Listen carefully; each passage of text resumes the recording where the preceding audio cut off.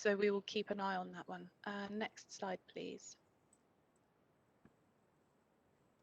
Here we have rapid growth of cargo organisations. Now this is one that is positive, but it presents a challenge to regulators overseeing those organisations. And likewise, carriage of cargo in the passenger cabin, when it started happening a year ago, was a remarkable adaptation, but again, it had to be done right.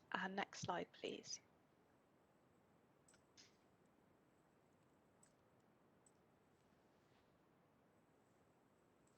And here we have the application of COVID health control measures may affect operations. Really what we're talking about here is your integrated risk management. So if you're introducing things like PPE and physical distancing, how does that affect how you accomplish your existing tasks? So something that I think really we've all been living with for the past year. This issue isn't new. It may evolve as operations become more intense. So next slide, please. And here we have the prevention and treatment of unruly passengers. We know that a lot of the underlying cause of disruptive or unruly passengers is the stress induced by travel. Now we're adding on the discomfort of masks, the strangeness of the situation, and the fact that cabin crew members need to be able to keep themselves safe when they are managing those disruptive passengers. So the whole situation becomes just that little bit more challenging. Next slide, please. So here we have a carriage of hand sanitizer in the cabin. This is really new. Passengers are allowed to carry up to 2 litres of hand sanitizer. Crews may also keep it for use, but it is a flammable, sticky liquid, so it poses a fire risk and also a security risk.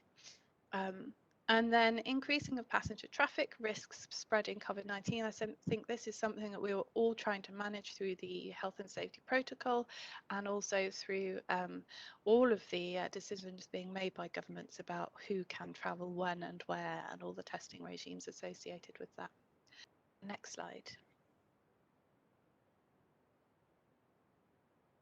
I think this is the final one. So the contamination and risk of infection on return to work, and here we're talking about the risk to aviation professionals. The health and safety protocol has been developed, it has been updated, and is available online. I'm sure that you're all implementing it, and there's additional training material available to help you to implement it. Thank you. Next slide. That's it from me. Thank you very much, John. Fantastic. Thanks for that, Rowan. And hopefully our audience found that really interesting. And I know, we get certainly in the safety promotion email box, we get a lot of questions about the safety issues report, particularly a lot of the detail that you've added there. So I think it's really useful to give people kind of some of the process and the general thinking behind some of the safety issues that they just see within the report itself, if that makes sense. So thanks for that, Rowan. So for the next presentation, we're going to move on to Stefan. If you just give me a second here, and I'll bring the right part of the presentation up. Here we go.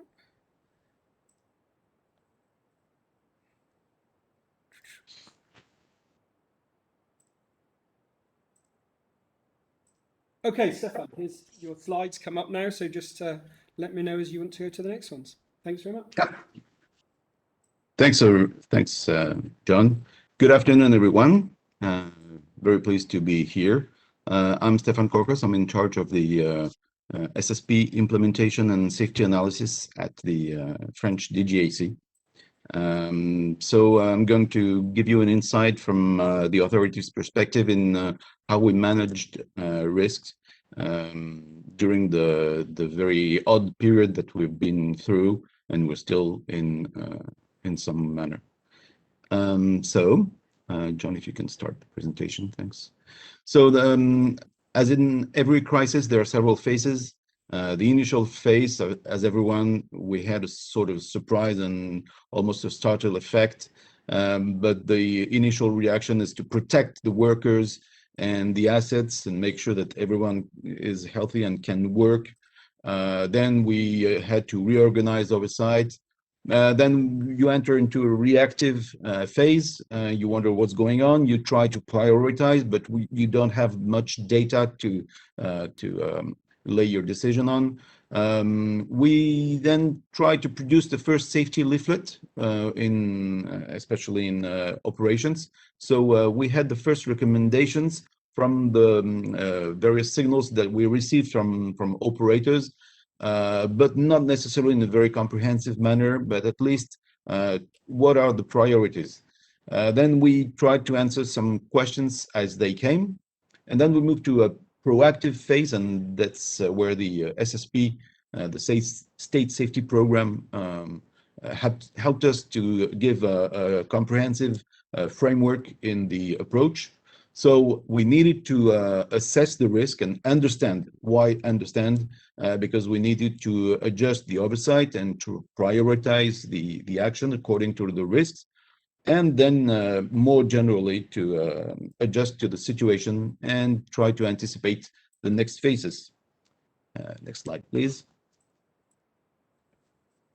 So what we did, the objectives, we run a safety study for which the objectives were threefold. We wanted to have a comprehensive risk assessment to know what's going on with detailed and sound decisions by the end. We wanted to make sure that the operators were aware of the issues and to provide them with some recommendations if relevant, and to direct them directly to what we thought were the main risk areas. So what were the resources involved? We took at the left of the screen, you can see the three main contributions with ECARES, because that's the first the first basket of the occurrences that we have. We run the database of mandatory occurrences and voluntary occurrences, and it's a very useful. So we dug into this database a sample of 8,000 occurrences that occurred during the period from the end of May until early November 2020. The second source of information were the inspectors themselves. So we provided them with questionnaires and asked them to feed us back with the information they had from the operators or that they noticed themselves. And then the data analysts and data scientists to try to operate our own safety performance indicators and try to sort out the main issues that were stemming from the observation. So we put all the three sources of information through the COVID-19 portfolio, and this is how we relate to the previous presentation given to you by Rowan. So that that portfolio was very useful for us because it's helped us to sort out the issues in categories. Although we had to refine it because we thought that some categories were somehow redundant, or we did not think that we would be having safety issues in those areas, and sometimes we also needed to simplify it and to put them into fewer categories. So with this, we studied all the occurrences. We read actually the safety analysts we have here in-house read all the 8,000 occurrences that were sampled, and then put them, categorize them in with the safety portfolio. So we produced the safety study that was on our website in March of this year. Why this delay? Well, first of all, we had to wait until the occurrences were properly analyzed by the operators, and it's done in generally between 30 and 60 days. And then we had to study them and to compile all the results, present the preliminary findings to our management, and then write the final report. So This report is not providing statistics, it's only sampling. There are also biases that we explain in. And main thing also, it's only one-way occurrence reporting source of information. We did not get back to the operators to clarify what they meant in some occurrence reports. Next slide, please. Oh, just the previous one. So the first finding is that if above it's the number of commercial movements on French aerodromes in 2019 and 2020, and at the right is the number of occurrence reports. We see that in a normal year, the number of occurrences follow quite nicely the number of movements, but in 2020. We see a peak of reporting that starts earlier than the peak of movements. So it probably meant the first hint that there's something going on here and that there might be some safety issues stemming from the very situation. Next slide, please. So we examined the safety performance indicators that we have, and there were at least five indicators for which there was an apparent or more or less obvious impact. First of all, it was the wildlife, runway incursions, non-stabilized approach, and non-compliant approach. Then airspace infringements. So what you see on the slides is in one color, it's the indicator itself, as reported by ATC or airports or airlines, if you take the first one, for example, wildlife. And you see that throughout the quarters, each year is divided into 3 quarters. Sorry, I should say quarters does not have the same meaning in French. So 4 months period, 3 times a year. And so you can see that the evolution is more or less constant, but in the ratio of 2020, definitely there's a surge of the wildlife reports per movements. So it's the rate of occurrences per movements.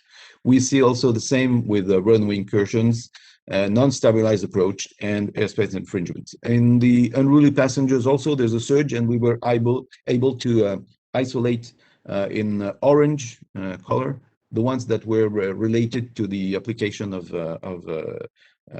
health control measures for COVID. So we see here that these are the main indicators that provided some results. There are other indicators where we didn't see really a signal that was meaningful. Next, please. So then we analyzed and read the occurrences, as I said, and we grouped and we ticked all the occurrences that we thought were relevant to the COVID safety issues, and we found 589 matches. So all of these were reports that in reading them you could understand either because it was literally written or because it was really apparent and without necessarily saying the words COVID or pandemic, that were relevant to the safety issues that we found. So there are 3 main areas. Management system was the first one, then human performance 25%, and infrastructure and equipment is 22%. The rest is spread into other categories that we're probably not going to detail today, and we will give you an insight of the 3 main categories. We also find some unspecified threats, so we were able to refine the portfolio itself, like a similarity of aircraft call signs, quite often linked to regrouping and merging of airspaces, ferry flights and flights without cabin crew, grouping and closure of airspace, and many others, but some of them were so minute and too few to single out. So one of the main results also that we found that management system was somehow too broad, but it was only a matter of semantics. It's a grouping, and it might be arbitrary, but at the end you see that there are some similarities, and it's an area that we had to explain to our analysts why this choice was made. But once you accept that, sometimes you can see some differences, but it's okay. You can proceed on with the study. Next slide, please. Okay, so another interesting parameter we wanted to look at was the reporting ratio over time. And as you can see here, in May and June, the ratio of COVID reports was about 15% of the total of the reports that we had. And then at the end of the period, it was about 4% of the period. So it explains also that initially it was really a safety issue and a concern for everyone. And then it was more or less absorbed, as Rowan just said earlier. It was absorbed into the COVID, into the safety reports. And now the finding, just to give you an update, we found that in March of this year, 2021, this ratio was about 2%. So it means that it's not standing out so to the same extent as it used to be, Wrong presentation. If you can move on to my presentation. Thanks. So main areas that I'm going to give you a hint on. Management system. So we found the main categories is application of COVID-19 health control measures may have an impact on operations. So this was found in 83 of the reports. Then we found other categories and other qualifications in internal audit programs, analysis of occurrence delays, delayed notifications, unavailability of aircraft and firefighting people, wildlife control personnel, which had an impact on the wildlife safety performance indicator. Atypical operations and changes in the network. This was kind of interesting to see that the restructuring of the network and of the flight had some impact in the safety, because the procedures were not very not always known or applied, and people did not share exactly the same level of information between cabin and flight crew and the ground handling. So it was very interesting to see that a complex system, how it adjusts to a crisis, but then there are some bolts that still need to be stirred and screwed. Then we found very little operations in maintenance, with works not carried out, or the cycles, number of cycles were exceeded. You will find in the study a total of 22 examples of those reports that we were able to share thanks to the de-identification of the reports. And because Regulation 376 really points out that it's important for safety promotion and sharing safety lessons to be able to use those reports. Next slide, please. Then the second category was human performance. What we found was reduced adherence to procedures, what was exactly in the COVID portfolio, hypovigilance, especially for ATCOs, lack of recent practice, new procedures created by operators to adapt to the crisis, and pressure induced by staff reduction, especially in ground handling. So interestingly enough, some of these factors did really last, and we found them again and again until the month of March of this year. Fatigue of flight personnel also was quite often reported. Then next slide, please. Infrastructure and equipment. This is done.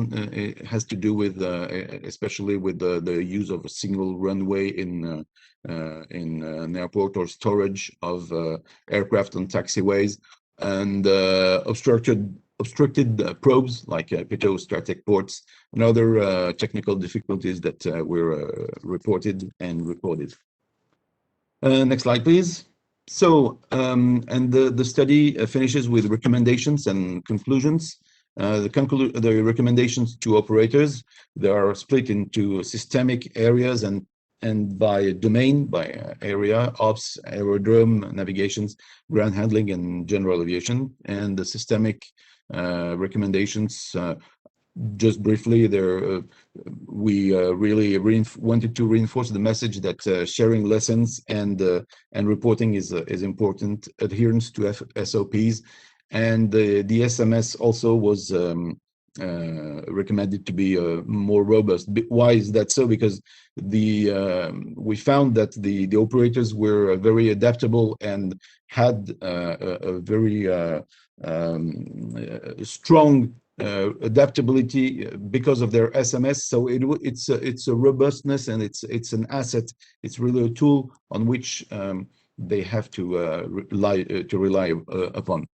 Then the need to, of course, we concluded that there's a need to monitor the evolution of threats, because we didn't know what was going on in the next phase. Next slide, please. So what we learned also is that the EASA safety issues, the document in itself was a very good basis. We had to refine it, as I said, but the expert judgment works. So that was our conclusion, and it was found very useful. But also very useful is the operator's SMS robustness. So this is really instrumental. There's nothing the authority can do without having an operating SMS and efficient SMS with the operators. The financial aspects were not very often reported, maybe because the frontline operators do not have the analysis capability, and they're quite far from this issue. Also, we found that Regulation 376 mandates the analysis to be accompanying every report. Well, we found that sometimes it was useful, sometimes it was, it stopped halfway, and it's always better than nothing, but sometimes we lacked some thoroughness and details in the analysis. But all in all, the reporting culture was present, and this really opened a wide area for our understanding. I think that the reporting culture and just culture environment are not alien to this wealth of information that we were capable of absorbing and analyzing. Thanks. The next slide, please. So we also have some caveats, and we're aware that not everything is perfect. So what we found from this study at this phase, that retraining is very efficient against skill fade. But when it's not restricted to emergency procedures, usually the training are a rehearsal of emergency procedures. But what the frontline workers, not only pilots, but lacked most was practice in normal environment. Of course, a sharp recovery, we're not seeing anything really sharp, but it may bring new issues, so we have to be alert. And once again, the SMS robustness of operators is the key to cope with that. We also thought that some precursors were not really nicely reported because they're too upstream in the causal factor chain. So we have some kind of a mixed situation, but we thought it was sufficient to move on and make some sound recommendations. So from there, where did we go? Next slide, please. The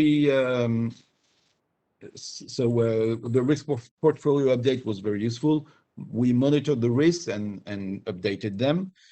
We also tried to benchmark other sectors and to have an OHF view. So we tried to attend webinars, not necessarily in the sector of aviation, and we think it's very useful to our understanding. And then we programmed a webinar with operators, which is named Un an après, 1 year later, and it's only in French, I'm sorry, and it's going to be on July the 7th. So if you are capable of understanding French and following a whole sequence in French, you're more than welcome to register for that. Next slide, please. So we updated the findings, and I can give you just a flavor of what we found. It's not yet completely definitive, but once again, the COVID matches recede, so we moved from 15% to 4% and now 2%. So that's one of the things that we found. And on the podium of the main safety issues, we found the skill fade, impact of health measures, and wildlife hazard, which are still prevailing as main factors to the system, although based on a much lower number of occurrences and number of matches. Also, still in the picture, and as always, adherence to SOPs, fatigue, non-compliant approaches, and unruly passengers still complete the picture. Next slide, please. So before concluding, so we also are about to update the recommendations. So recommendations is to be aware of the OHF importance in understanding what's going on. And we think also that working from home and having some staff that left for other working environments or for a totally different job, even if they're minute, if they're unavailable, it can bring some perturbations and disturbances into the system, which can have adverse safety impact. Cyber risk, yes, we totally concur with the conclusions of the update of the portfolio. Cyber risk is going to be very important. So there are many ways to take care of that. But first one is be aware and make sure that you have procedures in place. Keep the SMS ready and robust, of course.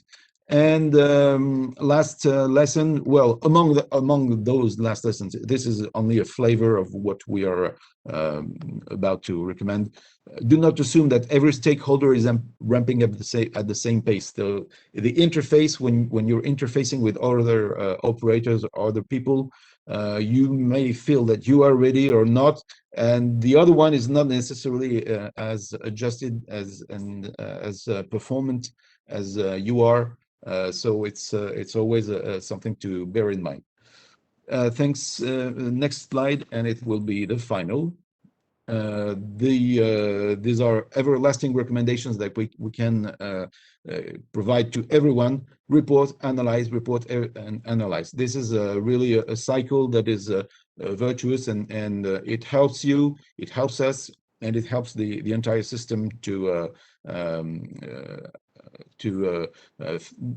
gain experience and to use the feedback to improve the system.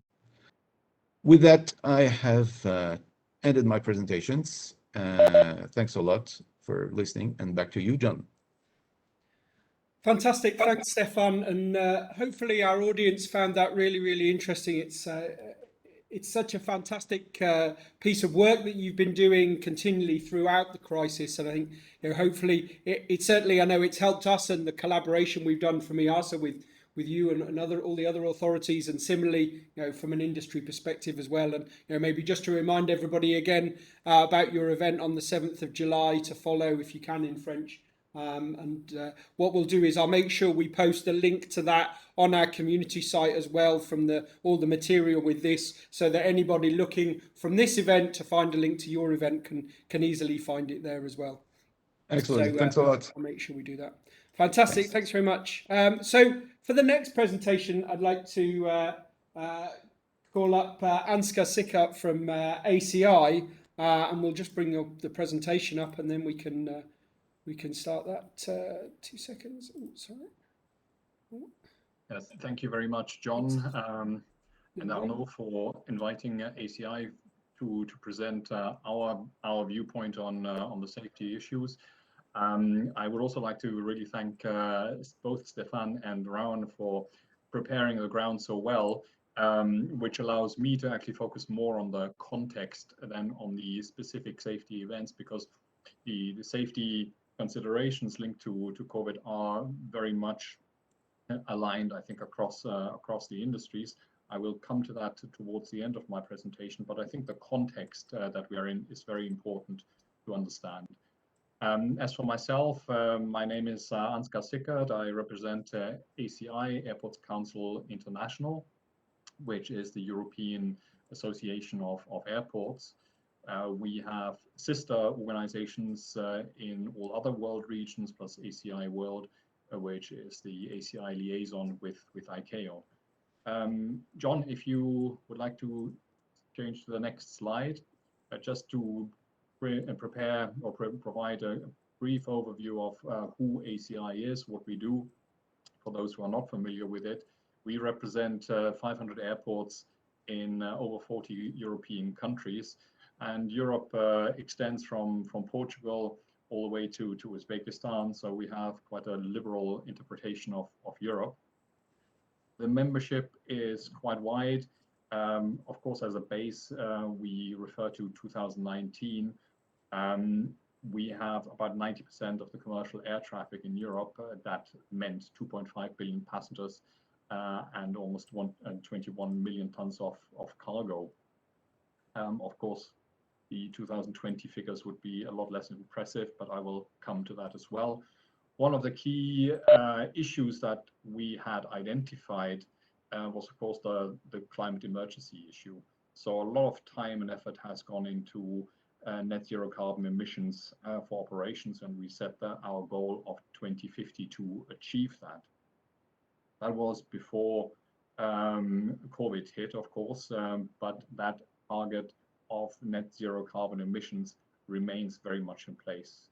ACI, like most of the other European associations, is based out of Brussels, and we work very closely with European institutions and in particular with EASA. If you switch to the next slide, please. This is the context that I had alluded to. There has been no other crisis, shock, comparable to what COVID has meant for the aviation industry and for airports in particular. If you look at 2020, the airports lost 1.7 billion passengers. That is for the European airports alone. It's a figure that we did not imagine to turn out so bad. We were all hoping for a recovery towards the end of the year, which never materialized because of the recurring waves of infection. You go to the next slide, please, John. Europe was worse hit than all of the other regions, with a drop in passenger traffic by -70%. Of course, the collapse was bad everywhere, but Europe was worst hit, and that is something that I think will accompany the industry for a decade at least, possibly more. I will come to that a little bit later. Will you move to the next slide, please? This is the outlook that I have to say, hope will turn out to be correct. As always with forecasts, you have a base case, an optimistic case, and a pessimistic case. In the pessimistic case, by 2025, traffic would still be -10% compared to 2019. In the best possible outcome, we would be 5% above 2019. Given the sluggish uptake of vaccination across many of the world's region, I think if you subscribe to the pessimistic case, you would not be the only person doing so. In the base case, we would be just at the level of 2019 in 2025. But as I said, we have airlines which have reduced their fleets. We have world regions which will probably not be vaccinated before 2025, if ever. And of course, you all heard about the Delta variant of the virus, and there probably will be many more to come. So the outlook remains uncertain. And at best, we can hope that by 2025, we'll be back to square one. Plus, of course, all the debt and lost revenue that has incurred until then. So it's a very difficult situation facing the airport industry, of course, all the other aviation stakeholders as well. But the airport industry is finding it particularly difficult to obtain aid and support from governments. So that makes it very difficult for us to compensate for those losses. If you move to the next slide, please, John.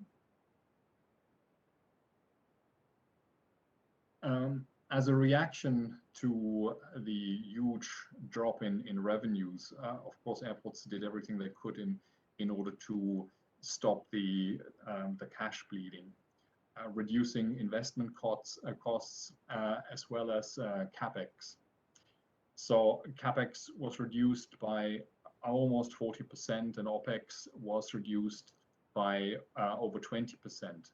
OpEx costs were reduced, of course, by taking infrastructure out of service and by furloughing staff, benefiting here in this case from pretty generous government programs to allow this furlough to be partly financed through government. That was and remains a big help to those airports in those countries that still allow that.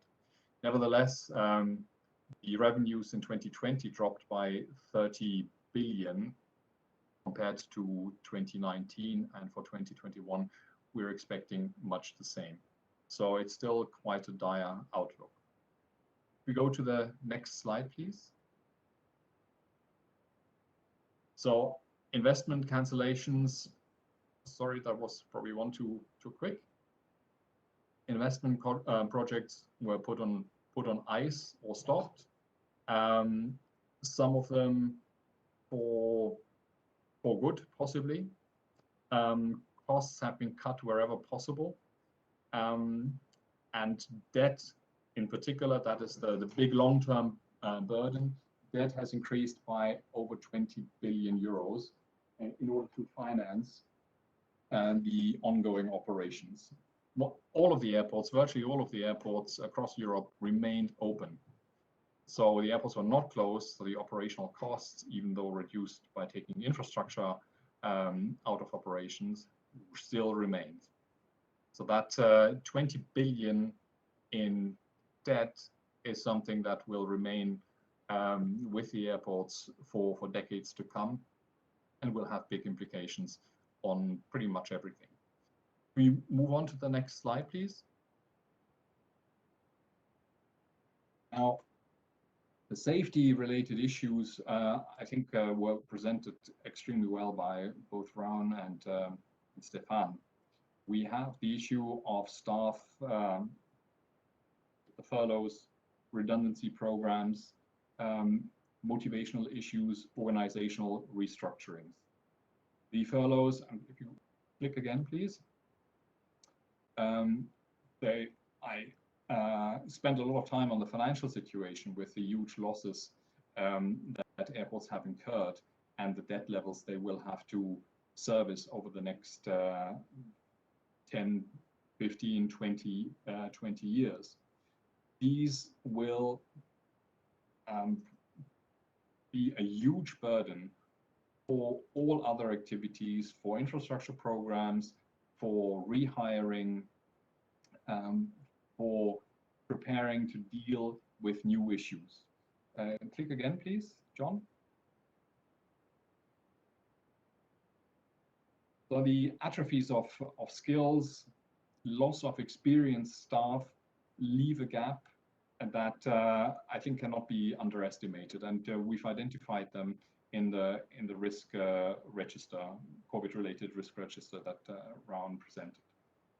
So these issues I think are often underestimated by staff because they've done the job forever, but the fact that they have done so at very high traffic levels, where it was almost instinctive to do the job and have situational awareness at all time, the realization that as traffic picks up, they have no longer these instincts as sharp as they used to be, is often not there. So we're quite grateful for EASA to having launched this campaign on Ramp Up with all the information material and communication to staff to raise awareness that you need to follow procedures, you need to maybe familiarize yourself with procedures, and they may have changed because of organizational changes, because of people changing teams.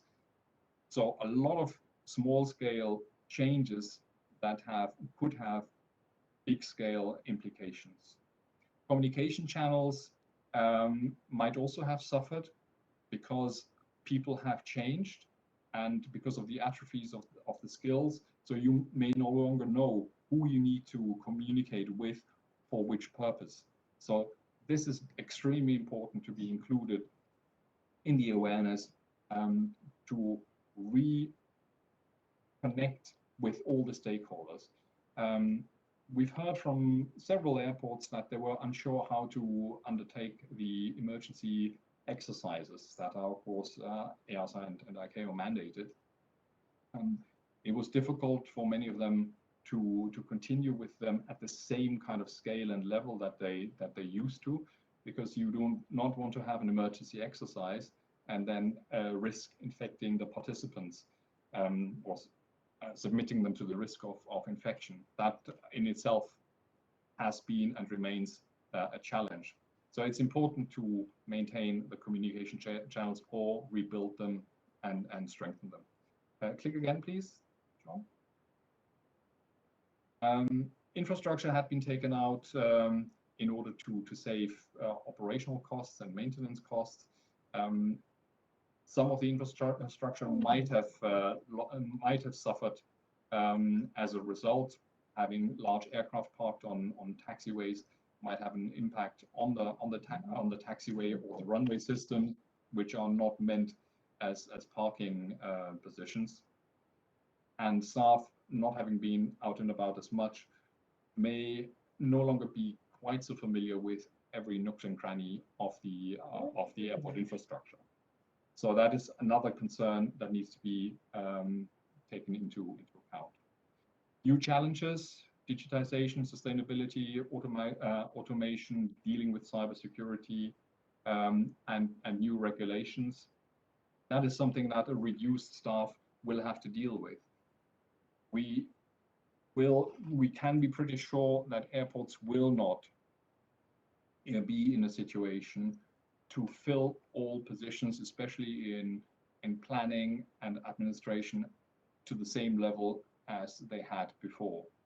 The cost pressure will remain immense, and therefore you will have fewer people dealing with more issues and probably less support, because there will also be less investment in other technologies. So this is going to be a challenge that is going to affect the operations for a time to come. And then we have, if you click again, John, we will have maybe another wave of COVID, which brings up all these uncertainties again. I hope not. I hope the vaccination campaign will work long term, and we will not face another wave with big implications. But we don't know. It's a possibility. This is one of the known unknowns. But if you click again, we also have the unknowns. Any other kind of issue that might hit us. It could be issues to do with trade or political tensions. We have seen many of them pop up, and those might have larger implications, maybe some other kind of pandemic, or anything else that nobody has on the radar just now. So these are the things that we can possibly might have to deal with at some point, which will make all of the other issues reoccur and darken the situation even further. I will leave it at that. Thank you very much for the opportunity to present, and of course I'm happy to take questions later on. Thank you. Fantastic, thanks for that, Ansgar. It's great to get that, the different viewpoints from the different associations and the different domains on the challenges that we're all facing now. And for the next presentation, we're going to move on to Canso and to Eduardo Garcia. I'm just bringing your presentation up, Eduardo, and then we can start from there. Fantastic. Welcome, Eduardo. Thank you, John, and thanks for inviting Canso, the Civil Air Navigation Service Organization, to contribute to this event to present our views. Very briefly, so Canso is the global voice of ATM traffic management. Canso members cover about 90% of air traffic, and in Europe we have 35 members. If we move to the next slide, so I think it's very helpful that Ansgar has already talked about the dramatic, downturn of traffic, the reduction of flights, the huge economical impact it has had in the whole industry, and of course also on ENSPs. What I would like with my presentation, I will focus is to provide an overview about, as ENSPs, as air traffic management, our main responsibility was to keep the skies open. When there were less flights, but there were very important flights, emergency flights, then to transport the vaccines. Main priority, we needed to keep the skies open. And unlike airports, ENSPs, there were problems that we have fixed infrastructure, and costs that cannot be temporarily grounded and rerouted. That was definitely a big challenge to manage our resources efficiently. So what I would like, this is more or less the script for my presentation. I will start talking about our main priority. I think it has already been mentioned, how to protect the staff and how our priorities evolve, our main activities, our main focus change over the time during this last year and few months, until now that, of course, the main focus is on the restart and of course, also to keeping an eye on the future, on what is coming, because as a traffic management industry, we need to keep innovating. And that is also putting some pressure, for example, about this new entrants, the drones. A key message that I will send again and again during my presentation is together we are stronger. And I think this event that you have organized, EASA, thank you so much for doing it, is a great example. The Ramp-up campaign, I think it was a great initiative. We know very well that in aviation we have a great sense of community, of cooperation, and for safety experts, definitely that is even more important. So we move to the next slide. I was checking the emails that I sent to the safety directors at the beginning of the pandemic, and what you can see in the slide is the first email that I sent on a topic related to the COVID-19 crisis. It was on the 12th of March, just one day after the pandemic was declared. And for me, it's a very important email because just, we were able to react very quickly. Of course, the main focus was to protect the staff, to put in place some measures, especially about the rostering of the controllers, to create some bubbles, to stop, the virus, to affect the staff. And immediately what we did, and is what I was saying again, the great sense of community, it was to share best practices. I remember it was especially one first document produced by INAF, the Italian ENSP, containing some very key and important measures. Immediately we share with all our other ENSPs and the network manager how, improve these best practices. And we were able to put together a Canso document just on the 1st of April. We published that document that you can see now. at the right. So, and with trying to answer, because in that moment, it was important to answer many questions from all the NSPs about how to manage the situation with, well, two main focus: preventing the infection of essential staff, and second, of course, ensuring business continuity. Again, with a key focus on rostering to mitigate the impacts of the COVID-19. So if we move to the next slides. Then immediately, and I would like to highlight this, first with Eurocontrol safety team and then with the EASA, we are starting, of course, to create these risk portfolios, focus on the recovery of normal operations. And it was as soon as April 2020, we put together this first list of potential hazards associated to the recovery. Again, working the whole community together, we provided this input to EASA that was used to produce this first safety risk portfolio. And again, it was a document.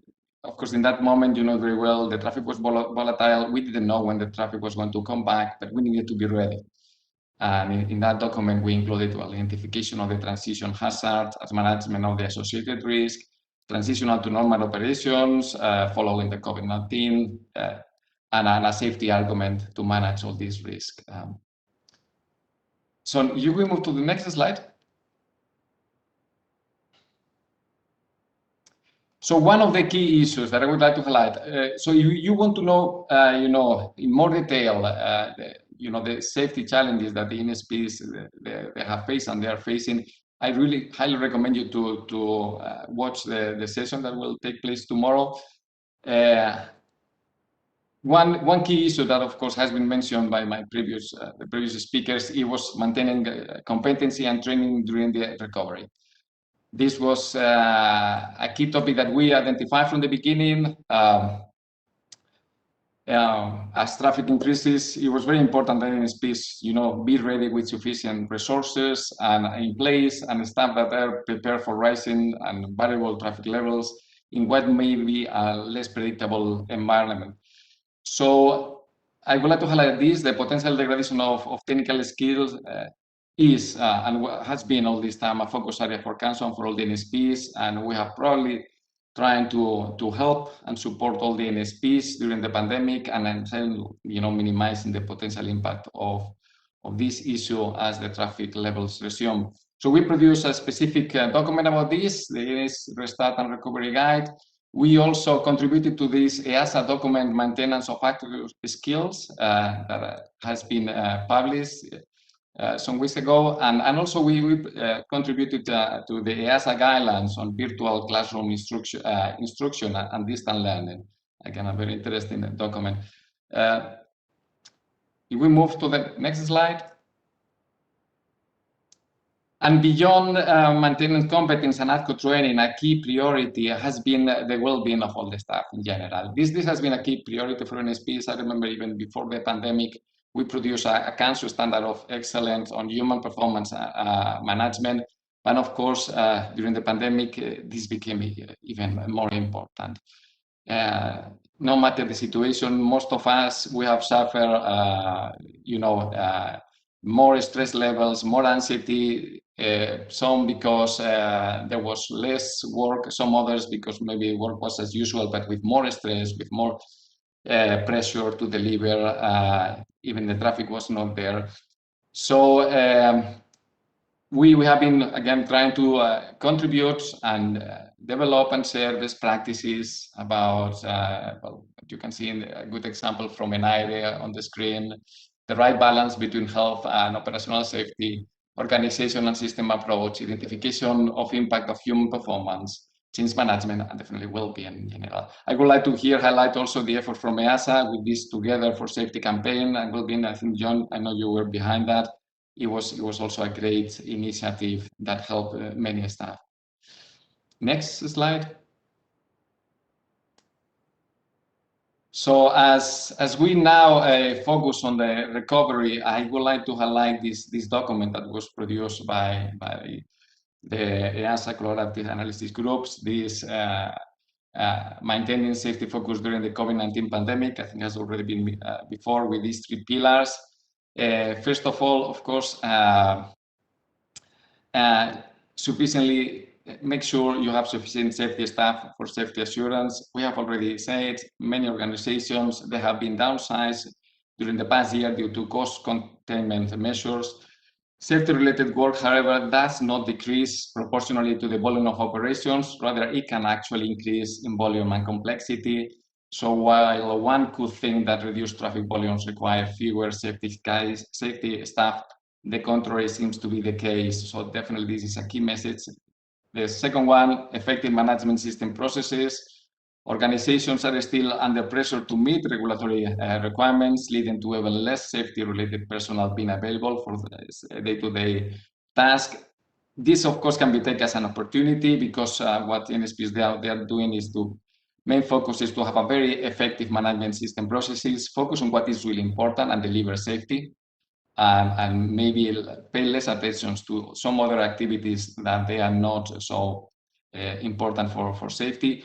And of course, with this in mind, we can think that this exercise what we are doing now, it will help us also in the future to improve processes and procedures and to lead to more efficient systems. And of course, the third pillar, very important, we need the support and engagement from the top, from the senior management. Safety must never be taken for granted. So senior management is important that they set the tone by taking action and adequate communication to staff. That safety of operations remain the #1 priority. And again, I think this Ramp-up campaign is a good example. We need to promote a positive safety culture that embraces safety and compliance are essential both during the crisis itself and during the recovery phase. One more slide, I would like to highlight that, okay, it is evident that today the main focus is on the recovery. But it is equally clear that as ETM, as an aviation industry, we should not allow this crisis to stop innovation in aviation. And this is particularly true for ANSPs. So we really are doing our best to finding ways to build in resilience and plan for the future and ensure the air traffic management industry is ready to handle future increases in traffic in a safe, efficient, secure, and sustainable way. So the air traffic management industry has been transformed, especially I would like to highlight digitalization with increasing automation and exchange of data among all parts of the aviation chains. This is happening now. This transformation is taking place. This will be also very important for the safe integration of drones, for example, and to meet future challenges related to sustainability, have a more sustainable traffic management system, and again, to have more scalable system that, as the pandemic has demonstrated, and virtualization will be key to achieve this, to have a more scalable system. So this is putting more pressure on NSPs to deliver and definitely on safety. And my final slides, just key message is this. I think during the pandemic, we have demonstrated that we have the collaboration and cooperation has been fantastic between all the main stakeholders. I would like just to remind you all the, for example, webinars that we organize with IATA, with IFATCA, IFALPA on safety navigation in the industry, all the efforts from EASA that this ramp-up campaign, be ready and stay safe. I also have a special memory between CANSO and the Eurocontrol safety team. We signed this memorandum of cooperation, exchange of letters last November in the middle of the pandemic. And since then, we have improved a lot our collaboration on safety. And this collaboration is definitely key to work all together towards a resilient and robust system of performance. And also because it's key to identify and managing all the interdependencies. We cannot do this in isolation, each sector. So thank you, John. I hope you have found this overview useful.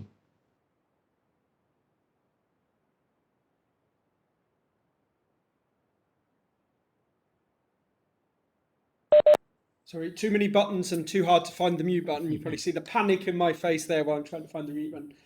Huge thanks for that, Eduardo. And I think one of the, as you mentioned the collaboration there, I think we always collaborated very well together as organisations anyway. But it's one of the big features of the pandemic is the way the industry has really come together and collaborated so well, and I think that's quite important. I think one of the key things we're really keen to show today in this introductory session to Safety Week is the different organisations that have supported the campaign, and huge thanks to ACI, to CANCO, IATA, and all the other organisations that helped us with the Safety Week. I'll move on now to Dragos, and I'll put your presentation on the screen as well now, Dragos. And then, it's fantastic to get your input as well. Thank you very much, John.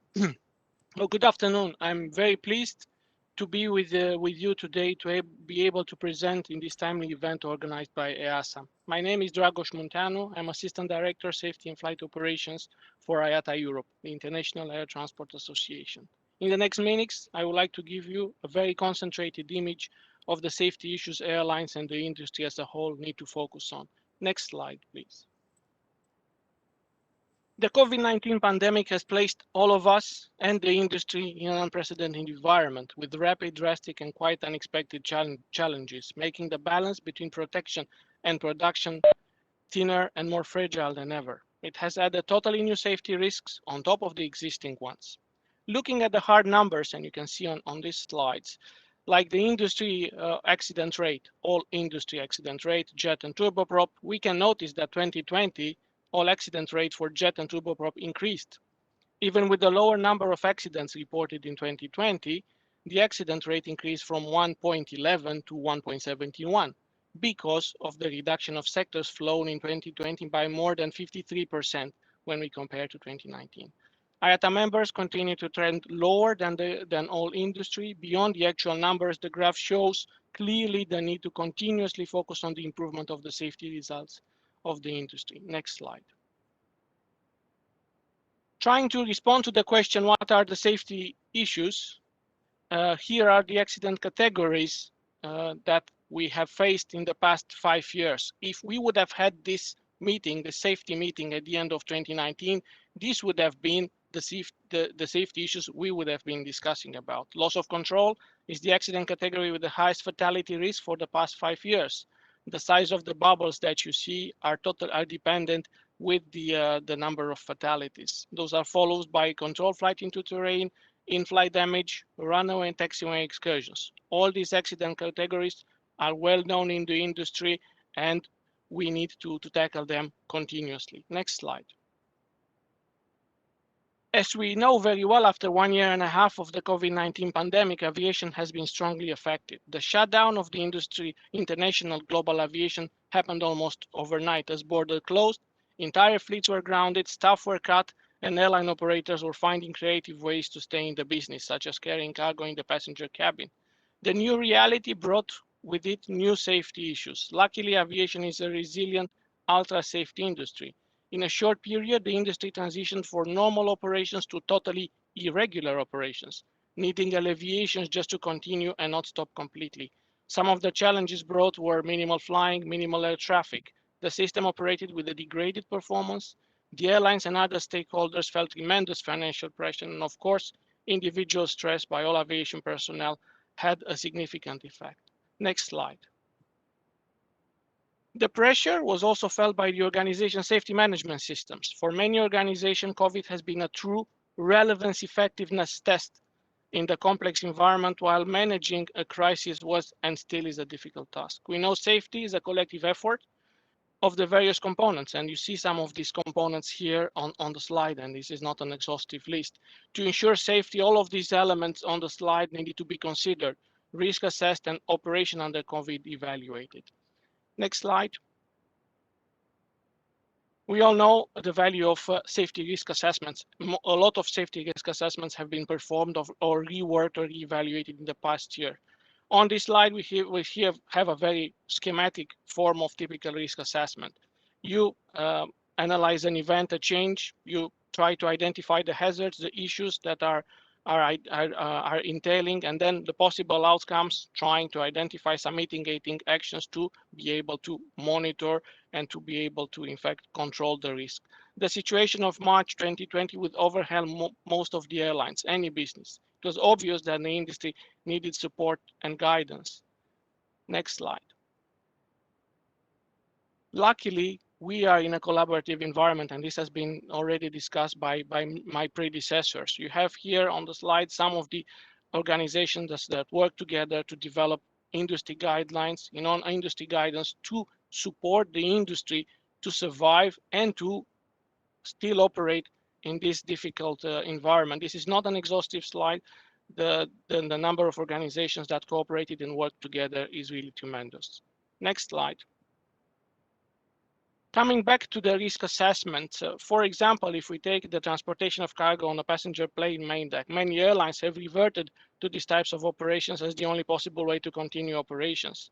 Thinking about the practical aspects of carrying cargo in the passenger cabin, one of the hazards that the industry identified was the possibility of a fire on board. We know very well fires on board of an aircraft can have dire consequences. They can lead to hull losses and to fatal accidents. Of course, it needed to get to mitigation. Some of the mitigations, for instance, would be the no carriage of dangerous goods on board in the passenger cabin. This is a schematic representation. There is much more work going into a risk assessment that the airlines would perform. Next slide. You may remember these types of pictures, and you see the comparison between right and left. You see the comparison between a fully functional safety management system who is able, in fact, to carry safely these goods that were desperately needed at that moment, and they are still needed, and these operations are continuing. So with a full functioning SMS, these operations can be safely performed. Next slide. This is a crowded slide. I will not be reading it all, but just thinking on the previous one of one type of operation, this is just an array of the many issues, many safety issues that the airlines are facing and the whole industry is facing today, and everything that needs to be taken into account by an airline, for instance, in order to understand its exposure to risk. We have seen how the inability to fly has created tremendous issues. The workforce, the impact on the workforce, on the stress, and operating under the COVID threat has put on the staff. Number of park aircraft, we began with 18,000 park aircraft. Now we are at around 8,800, and still that number is very, very significant. How you do maintenance on this type of operations in this period is quite difficult.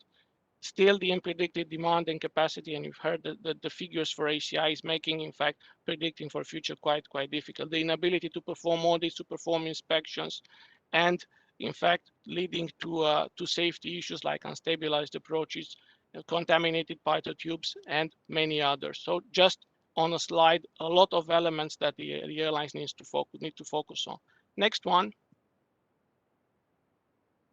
The industry worked together in order to develop guidance and support the airlines to maintain their operations. You see here just an array of guidelines that we produce together with our partners that we mentioned before. For instance, guidelines for pilot training and licensing, carriage of cargo in the passenger cabin, managing crew fatigue, flight and cabin operations during pandemic, aircraft cleaning and disinfection, safety monitoring under EASA, operating ground handling under these conditions. All of these are elements that are freely available on our website, and they've been used by the airlines in order to mitigate the potential issues that exist. The next one, I'm very close to ending. What IATA has also done is to develop this IATA Safety Management Risk Framework dashboard that, again, you can find on the link that is mentioned over there. It's free to access.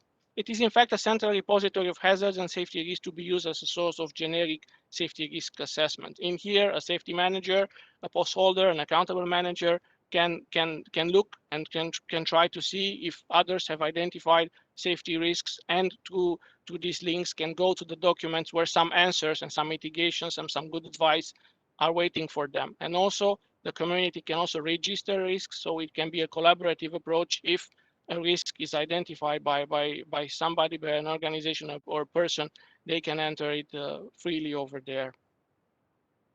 Next slide. It's going to be my last one. We cannot cover everything in such a short period, but I hope this is just the beginning, and the discussion in the interest of safety will continue, because together we will be even stronger. We are still available to discuss safety issues. I'm sure throughout the week these will be developed even further. Thank you very much, John. Huge thanks for that presentation, Dragos, and thanks for covering so much in such a short space of time. And maybe one thing to worth adding, just to follow on from what Dragos was saying there, is that all of the different resources from Canso, ACI, IATA and others are also in the Ramp-up campaign package. So if you end up in the Ramp-up campaign packages, you can find them there. And then actually when we were putting those together and making sure we didn't miss anything, equally literally just type the organisation's name and COVID resources, and you can reach the IATA COVID Resource Hub, Canso, ACI, and obviously similarly we have our COVID resources from the EASA side as well. So you can coordinate within your organisations how easy it is to share that type of information. So we didn't get actually so many questions. We got one or two in the chat that we managed to answer, and certainly we deliberately made this session as something that was more about providing the scene setter of the different safety issues. There's been a lot of work published from a lot of different organisations, and we thought it was really useful just to start from laying out that groundwork. And then what you'll get throughout the course of the week then is, in each of the different domains, a really good, clear, practical discussion, not just from EASA, but we have operational organisations throughout all the different domains talking about the practical challenges that they've been facing, specifically focusing on skills and knowledge degradation, and the supporting, the resilient management system that supports the different safety issues. And they're the focus areas you'll hear over the next few days. Other topics will, of course, be covered, and we did a whole set of test sessions through the course of last week. And dare I say, I was completely blown away already with really how practical the sessions are for the rest of the week.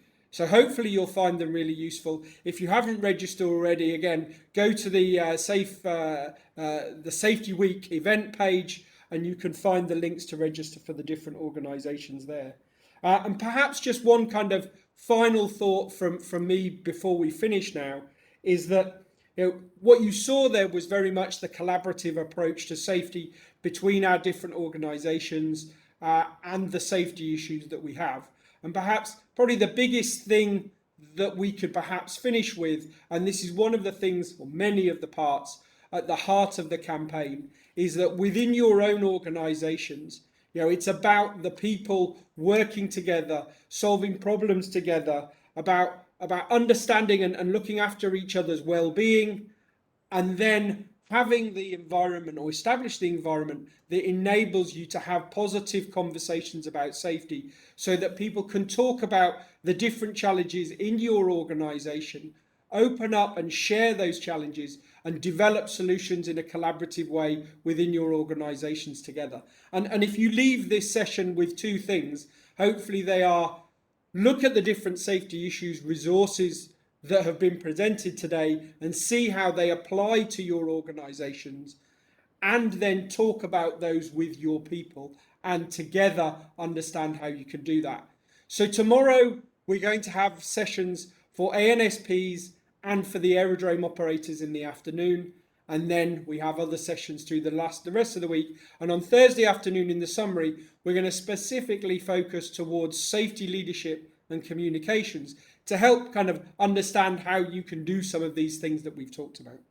So hopefully you found that really useful. Huge thanks to all of our panelists who've provided these really useful presentations. Thank you for sticking around the last extra few minutes, and we'll see you hopefully tomorrow for those sessions. Thank you very much. Goodbye. Have a great day. Thank you very much.